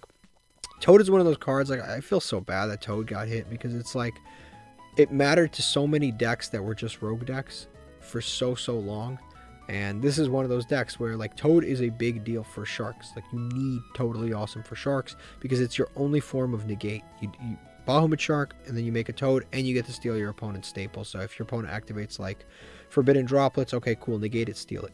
Awesome, like really, really cool. Same thing with like not only Forbidden Droplets, but you know, they activate Raigeki, steal it. They activate Imperm, steal it. Like that was the awesome part about Toad. You get to negate and steal, and without it, the Shark board just becomes like something like Stealth Kraken. Okay, your opponent's monsters turn into water.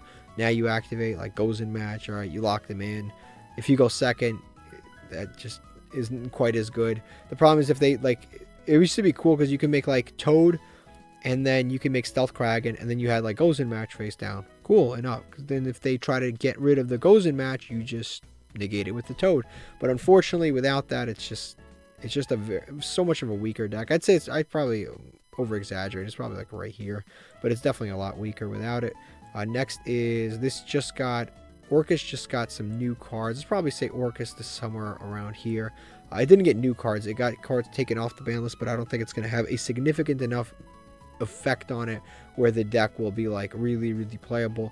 Generally, Link decks, like I said, a lot of Link decks have actually fallen off because a lot of Links that are really good have just been banned. They're out of the metagame. They're not playable. The best Orcus ever was when it was a 2-card combo that ended on like full Orcus board, but obviously that time has long passed, and with Mermaid gone, the deck isn't quite as good. Next we've got Unchained. Unchained is like a rogue deck, like a mid-tier rogue deck. it's a decent rogue deck. Like, you can definitely get to diamond with it, you can get to platinum with it, without a doubt. Like, it's a deck that is just like so different from all of the other decks that it can have an easy time. Like climbing the ladder. Now, the only issue with this deck is if your opponent has a non-destruction removal, it is going to be tough for you, right? If they can like steal your monster, if they can banish your monster, if they can like mirror jade your monster, like if they have any sort of non-targeting removal that, not even whether it targets or doesn't, it doesn't really matter. Even like compulsory evacuation device is like really good against this deck. Like the most simplest form of removal can sometimes out this deck, and that's kind of the issue. As long if your opponent's stupid enough to constantly run into your monsters, like, yeah, you're gonna fill your graveyard, you're gonna summon the soul, I forget his name, the one that you discard, pop a card, like, yeah, you're gonna be able to do stuff. But if your opponent just like has non-targeted removal for most of your cards, it's gonna, or non-destruction removal, it's gonna be a problem. This is Amazement. Amazement is a decent deck. I'd say it's probably like mid-rogue. Like, it's a decent rogue deck, but it's just, most of the time when you see Amazement, it's mixed with other engines. The problem is it just doesn't do enough. It's like, they're like trap cards that equip themselves either to your monsters or your opponent's monsters, and they get effects based on whose monsters they're equipped to. I think they're decent, but I don't think they're quite good enough. Virtual World has really fallen off. I think it's probably around tier 3. There was a point where this was like a tier 1 deck back when Calamities was in the game, back when the adventure package was at full power. Like, the deck is good. It's a decent synchro strategy generally, but without Calamities, the deck is just not quite as good as it used to be. Ghost Trick is for fools. It's one of those decks where everyone always says how excited they are. There's a million different mates and fields and all this different stuff that they have in the game. They have their own like solo mode, and then I have never seen anyone play it ever. The last time I saw anybody play it was 2017, and it was a meme deck, and I have not seen anybody play that deck ever. And it's maybe it's because I'm in Diamond, but I have never once seen anybody play Ghost Trick ever. Like, next is Marin Cess, is probably somewhere around here. I think it's like it's similar to like Salamangreats in power level, where like they're good Cybers decks, but I think they're just both outshined by Mathmech. Yeah, it's a quite good Cybers deck. Its big problem is it's just like auto loses to any kaiju. But yeah, it just summons like a big monster that is attached to like that 3 other monsters are equipped to it, and then it's unaffected by everything because of the field spell. And you can activate Marin Cess Wave from hand. You can play a ton of hand traps. Like it's kind of like, I don't know what it is with like the female based decks where they just like they have so many hand traps. But this is one of those decks, like it has a ton of space for hand traps, and it just summons kind of this big unaffected monster. This is Machina. This is Machina. When I say Machina, this isn't Pure Machina, right? Pure Machina is probably like here. But if we're talking, this is like Earth Machine. Earth Machine is a good deck. Earth Machine is probably somewhere around here. It's similar in this. It's similar to like Dragon Link and Synchro Zombies and DDDs, where it's a non-linear combo deck. You don't know what you're gonna get. You have this opening hand, and you just kind of start playing with what you have and trying to like combo off with like cards that don't. There's no like one card combo. There's not like, oh, I'm gonna summon Machina Gear Frame and I'm gonna go full. Like that doesn't exist in this deck. There's no like 1 card full combo, 2 card full combo. What this deck usually does is it really depends on what you draw off of the Infinitrack card. It depends on what your opening hand looks like to see what direction you're going to go. Now, the benefit with this deck is it does have a negate. It has the Therion King Regulus. It has a lot of really cool plays. It can fill up the graveyard so easily. Now, a huge issue with this deck is it auto loses to Max C. Like the second Max C comes down, you got to drop your hand on that deck. It's a wrap. It's over, because honestly, you just can't play around Max C. If Max C resolves, you just lose. You have to summon like 10 times just to get an interruption into the game. So if you get Max C, you usually lose. But the deck is actually quite good, and it's another like high IQ deck. Of all of the decks that I said are high IQ decks, probably like Dragon Link, DDDs, Pure Zombies, with like Synchro Zombies in this deck. Most decks are a lot easier than these decks. Tri-brigade is another deck. It's okay. It's not the best deck. It's somewhere up here. It's a very like easy to play like Zodiac. It's like a very easy beginner combo deck, very beginner like linear combo deck, but I wouldn't say that it has like a great matchup against a lot of the other decks in tier 1, tier 2, so it can often lose. Mechanites is a going second deck in a non-hospitable going second environment, but it's one of the better going second decks, so I'd probably put Mekk-Knight somewhere in the higher end of Rogue. Yeah, as long as your opponent isn't really understanding of how important their columns are, they'll usually play into something stupid. Weather Painters is a rogue deck for sure. It is a rogue deck that is, it's a floodgate and control deck for the most part. It's a cool deck. Don't get me wrong, you can play Skill Drain, and Skill Drain does absolutely nothing against you. It's really cool for that. You can summon the new Weather Painter, which is a negate, which is really cool. She's quite, I think she's called like Moonlight or something like that. She's quite easy to go into. In general, the deck is actually quite good as a Floodgate deck, but again, when there are just better options available, if you want to play like a control Floodgate deck, I would definitely recommend the Kairu Shin deck. It is a, to a large degree, a budget deck. Same thing with this is not a budget deck, but I would recommend this over the Weather Painter deck.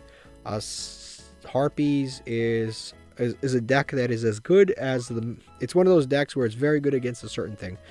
So it's very good against back row decks.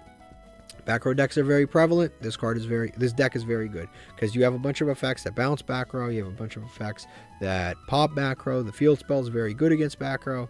In the TCG, for example, we had a Mystic Mine meta, and when Mystic Mine was meta, this deck was very good. But when because it basically on summon, you summon a Harpy, you pop a spell or trap card, so you could just pop Mystic Mine very, very easily. In a metagame where that does not exist, this deck is nowhere near as good because spawn trap cards aren't quite important. If you look at the top, there's not as many like control decks as there are just combo decks. So this deck just becomes not as good. You do still have access to things like Harpy's Feather Storm, which can essentially negate any monster effects for the rest of the turn. And that is a lingering effect, and that card is really good. But unfortunately, it's not like super duper searchable with outside of Hysteric Sign. But Hysteric Sign, you have to like set up, you have to like discard a card and then search during the end phase, or you have to like, yeah, discard Hysteric Sign and then search during the end phase, or you have to pop Hysteric Sign and then search during the end phase. And that's if you didn't use the first effect of Hysteric Sign. So that can be a little bit of an issue getting to some of those cards. Next is Pure Naturia. I'd say is considered building something else, but don't worry, guys. There is support around the corner that will make this deck significantly better. But Dolce's is a tier 3 deck. When are we getting that dual field? It was data mined like years, like almost a year ago at this point. When are we getting them a Dolce field? Definitely a tier 3 deck, cool XC deck. Can put up a significant amount of interruptions very easily. Doesn't really like need the graveyard. And this deck is one of those decks where it's a pretty good investment because when the Vernus Sleuths come out, it's actually going to become an even better deck. And when the Chizu cards come out, if they come out, this deck will become better. Mermill is definitely like a rogue deck somewhere around here. It's one of those things that this is another deck that's really expensive. You'll never ever see it. And the question becomes, do you not see it because it's expensive, or do you not see it because it legitimately is just like not good enough to be up there? So in terms of not being good enough to be up there, I think it's a non-linear combo deck. So it's similar like to like the Synchro Zombies and the Machines and the DDDs and the Dragon Link. It's a non-linear combo deck, so it's got a higher skill ceiling, but on top of that, it doesn't have as much, like it doesn't actually produce as much as like a Spright deck or like any of the regular combo decks. So unfortunately, I think it's kind of stuck in Rogue, but it's a good deck overall. Maybe one day we'll see representation again. This is Cleaforts. I think this is one of those, it's another tribute deck that's not quite as good as some of the other tribute decks. The best tribute summoning deck in the game is probably the best tribute summoning deck in the game is definitely floowandereeze. It's taken a hit personally, but I think this is better than some of the other tribute summoning decks that have come out over the course of the time that we've played Yu-Gi-Oh! Fluffles is a going second deck.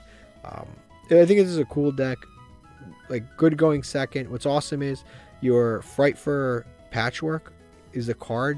Frightfur Patchwork is a card that your opponent should ash if you're playing Fluffles. But what's great is because Despia plays it, they never ash it.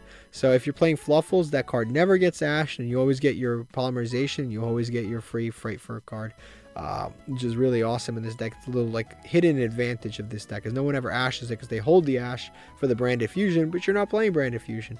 But yeah, it's a going second deck that requires you to special summon a ton. If you get Maxi, you just exhale and lose.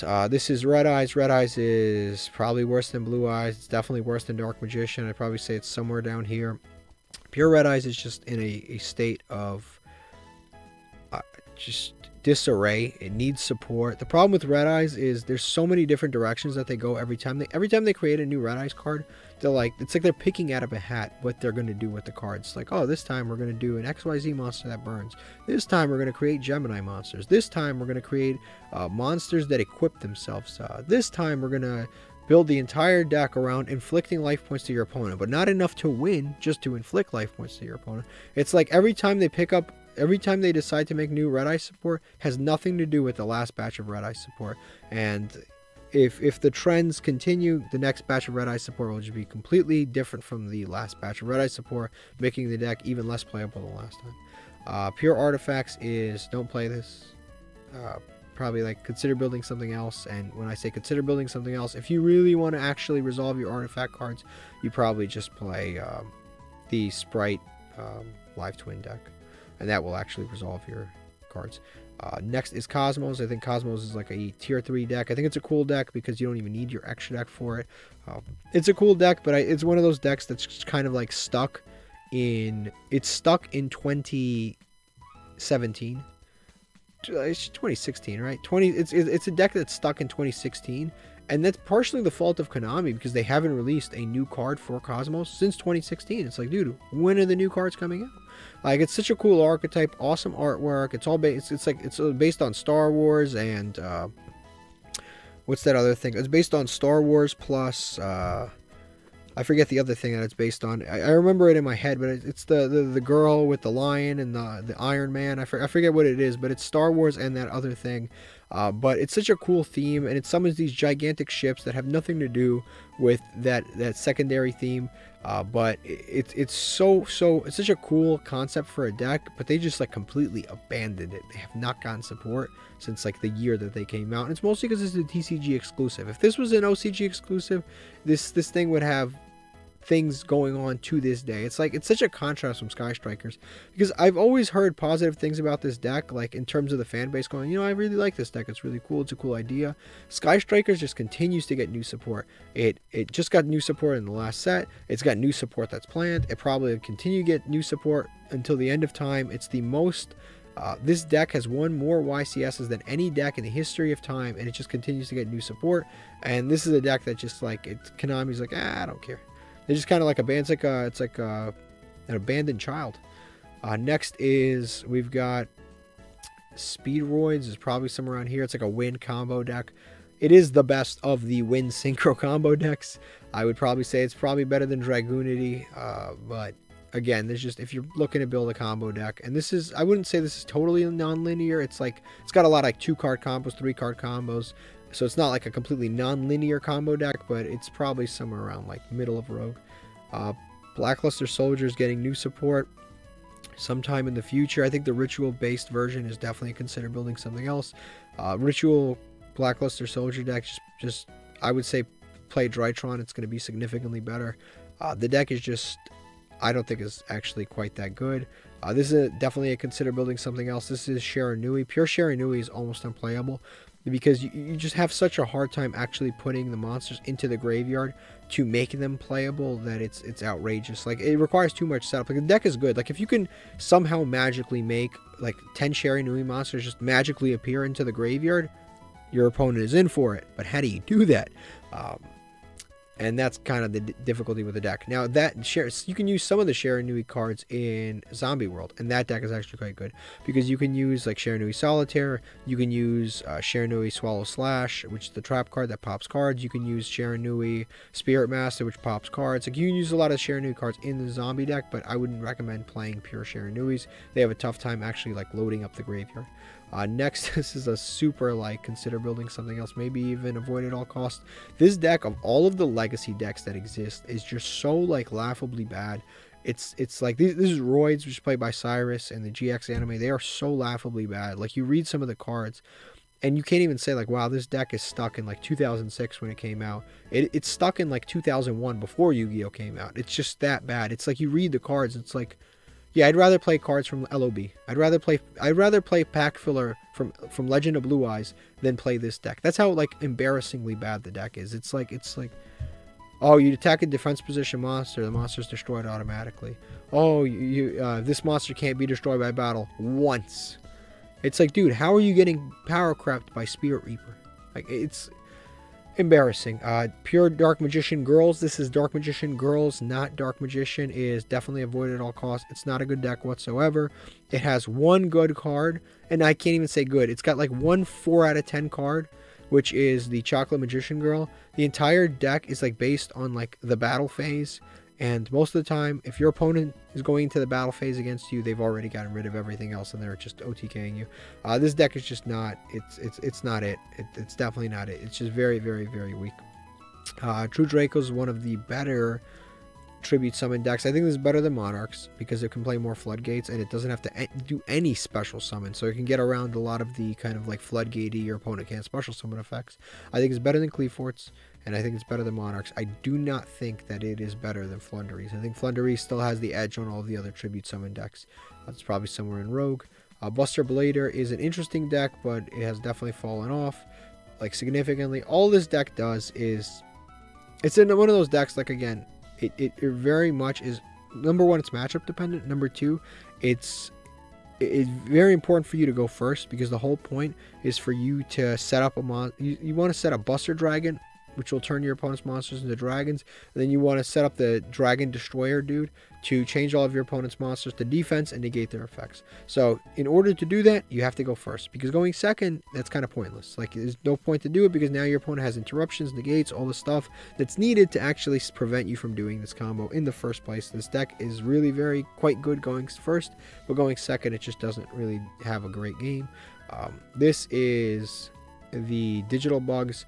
Digital Bugs are like even worse than Beat Troopers, and Beat Troopers are very just lackluster. So this is Beat Troopers over here, and imagine Beat Troopers but worse, then you get Digital Bugs. It basically, it's a flip. It's a battle change. It's when they change their positions, their battle positions, you get additional effects, but again, that's just not, it's not good enough. It's too slow. And honestly, I would say even crawlers are better than them, which is an embarrassing thing to say. Next is Paleozoics. I am putting this in consider building something else. What Konami did to this deck, I almost want to say it's terrible. The way they treated this deck is terrible. So when this game came out, Master Duel came out a year ago.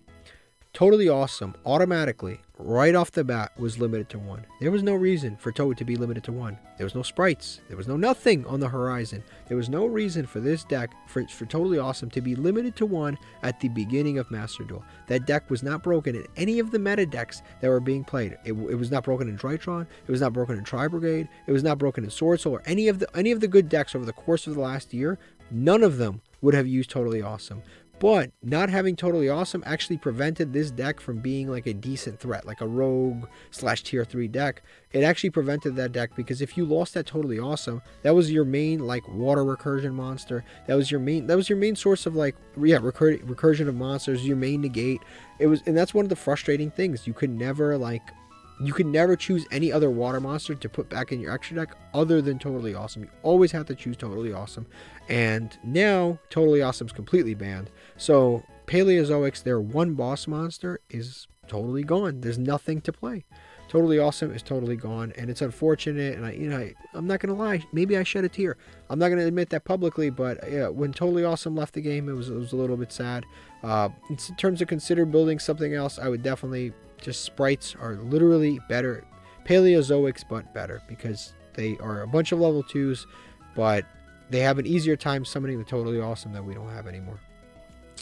Next is, this is 8 Axis. It's a rank 8 going second deck. It's probably like, a tier 3 deck. It's actually quite good. It's even good against sprites, honestly, because you could just kaiju like their elf, or you can kaiju their IP, or you can, like, the deck is very, very good because it can do a lot. Like, you play a bunch of board breaking cards, and sprites do put up like negates and stuff like they still put up negates, but what you can do is, like, let's say they have like spright carrot, right? Spright carrot is the spawn trap card negate. You kaiju the spright carrot, and then you just like Rigeki their board, and then they can't do anything because they don't have anything that would even prevent that, which is really awesome. Like, the deck can do a lot of really good stuff.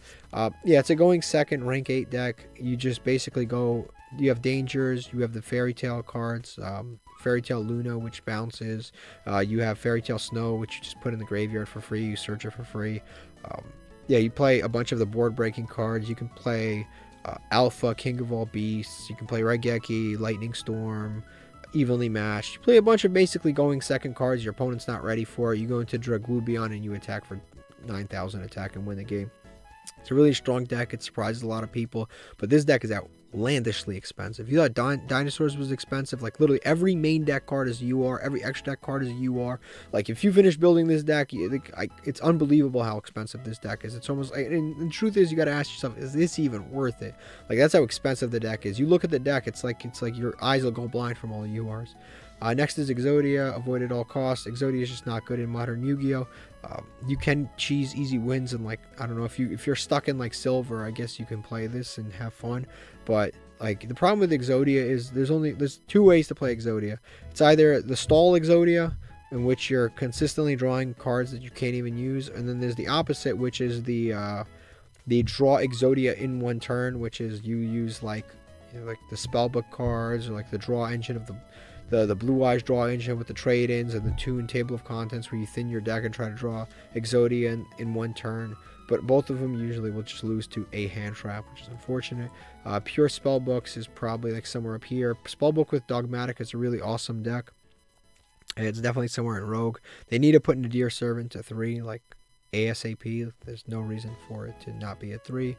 Pure Crusadia is a cool deck. It's a cool, really, really cheap deck. It's great for a lot of it's great for OTKing, but it's also really good for a lot of festivals. The problem with this deck is, like, when Crystron got hit, a lot of the versatility of the deck got hit, where they used to be able to put up a decent negate board when Crystron was in the game, because Arborea was just an awesome extender that you can get to quite easily, because you like normal summon Sangan, link it away, search Arborea, summon it to the link monster that like All Mirage, you summon it to All Mirage, and then you go into an instant Crystron Hackla Fibrax, and then you go into a multi and you get bored.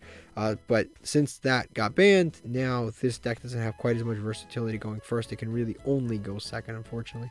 Prank Kids is a tier 3 deck. It's a deck that, it's just, again, it's like one of those decks which is just a shell of its former self. I think it's better than most of the tier 3 decks, definitely. But unfortunately, with the Link Monster at 1 and with the engine, what's the engine? The Adventure engine, like, shattered. Like, you've got 4 basically cards that are combo starters, 3 bricks, and on top of that, you've got Prank Kids, Meow Meow at 1.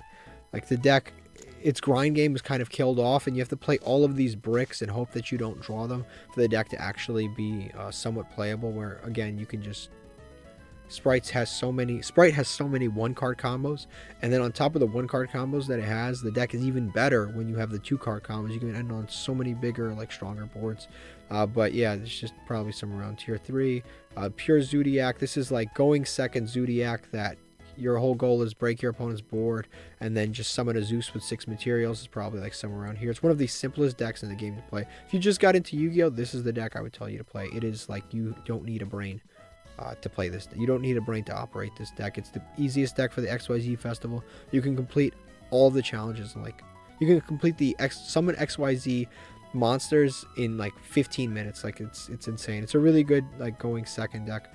Next is, this is Endymion. This is Endymion, yeah.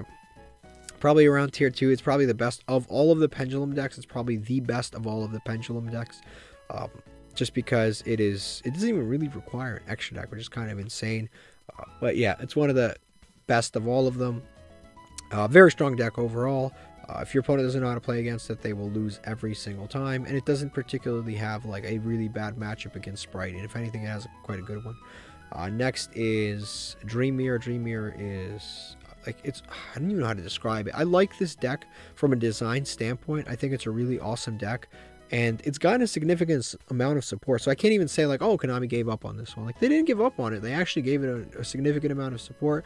They have the chapter, which is really cool. The chapter in the they have a chapter in the solo mode, which is really awesome. So the deck, I think, is really, really cool. But again, I think it's just really, really underwhelming in terms of what it can actually do. It doesn't actually put any negates onto the board. It mostly just puts on interruptions in terms of like, oh, destroy a card your opponent controls, or it has a negate on the fusion monster, but that's about it. And it like tags out a lot of monsters, but again, it doesn't really like actually do anything. And if you can't get the field spells into play, the deck is completely and totally unplayable. So it's definitely consider building something else. Traptrick, I already answered this, right? Yeah, it's right there, so I'm not going to answer it twice. I already answered this. This is I would say this is considered building something else. This is Ancient Gears. If you want to play a lot of the Ancient Gear cards in a successful manner, I would suggest playing the Earth Machine deck. You can play, where is it? Wherever I put it, it's right here. I would suggest playing that instead. Earth Machines generally are going to, Earth Machine as a deck is better than Ancient Gears, and you get to use some of the Ancient Gear cards. Now, the reason pure Ancient Gears isn't good is because I've said this before. Their fusion monster, Chaos Giant, is unaffected by spells and traps. Awesome, fantastic, but it's not unaffected by monsters, and monsters are the main form of interruption in the game of Yu-Gi-Oh! They are the most important card type in the game of Yu-Gi-Oh! So when that monster hits the field, your opponent can literally just like, okay, like target, destroy. And that's unfortunate, right? It just loses to, for example, like Mirror Jade. Like, the second you put 4 materials plus a fusion spell into summoning Chaos Giant, and then your opponent activates Mirror Jade, and it gets rid of everything you just did, which is unfortunate. Now, again, if you want to play, you can play some of the cards in Earth Machines. You can play like the dragon, the Earth Machine dragon. You can play the Earth Machine Link monster. You can play the Earth Machine toolbox. You can play Gear Town even in Earth Machines. You just can't play everything in Earth Machines. But yeah, the deck is very weak. Symphonic is a subpar combo deck. It can put up decent boards. It used to be able to put better boards with Crystron in the game. Crystron's out of the game, but without it in the game, the deck can put up decent boards. It can still put up like, I'd say it can still put up like a Vortex Dragon, Appaloosa plus, yeah, Vortex Dragon, Appaloosa, maybe like an IP. It can still do that. Borload Savage Dragon, like it can still make decent boards, but like in terms of like, it's another kind of like non-linear combo deck. There's a few like 2-card combos, but again, when you can just play sprites, you can't even compare it. Like they're so distant from each other in terms of ease of play. Libromancers is a ritual deck that I would say is probably somewhere around here. It's a decent deck. I wouldn't be like jumping for joy to play it. It's better with the adventure package, but again, the adventure package is pretty heavily neutered. ABCs is a good deck, but it just completely got power crept by a multitude of things that nobody saw coming. I'd say it's probably somewhere around here. So if sprites hadn't come out and if MathMax didn't get a bunch of support, I'd say it's probably somewhere like up here. But the deck has kind of fallen on its face. Therion King Regulus is obviously very good for the deck, and having the ABC Buster Dragon at 3 is also very good for the deck, but overall the deck seems to have kind of fallen off the face of the consistency earth. This is Pure Trains. Pure Trains is quite good. I think it's probably like somewhere in like bottom of tier 3. I think it's not quite as good as the Earth Machine deck. I think Earth Machines as a deck with the Therion King Regulus and all that stuff is probably a better deck. Earth Machine Trains is a going second deck. I think it's quite good, but again, going second on Master Duel is a little bit difficult sometimes. I'd say it's probably somewhere in tier 3. Pure Therions is probably consider building something else. Honestly, if you're playing Therions, just play it in a deck where it's actually hospitable. You can play plant Therions in a plant link deck, which is pretty good with the Sun Avalons and stuff like that. You can also play Therions in machine decks. So Therion King Regulus will work with any machine decks. It works with Cyber Dragons. It works with the Earth Machines, Trains, like any machine deck here. Therions will work with. Also, the plant one will help a lot of the plant decks that we talked about significantly, like even Sylvans or Row Mages, and then, like I said, the plant link deck that is would be somewhere up there.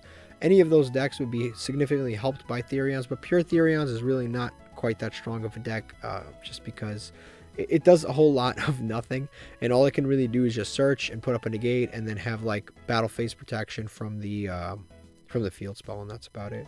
But that is the entire tier list for this season.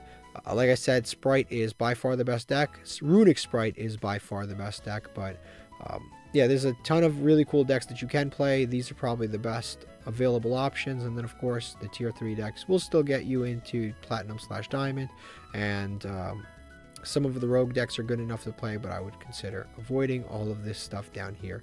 But overall, thank you for watching, and have a fantastic day. La la la la la la la la la.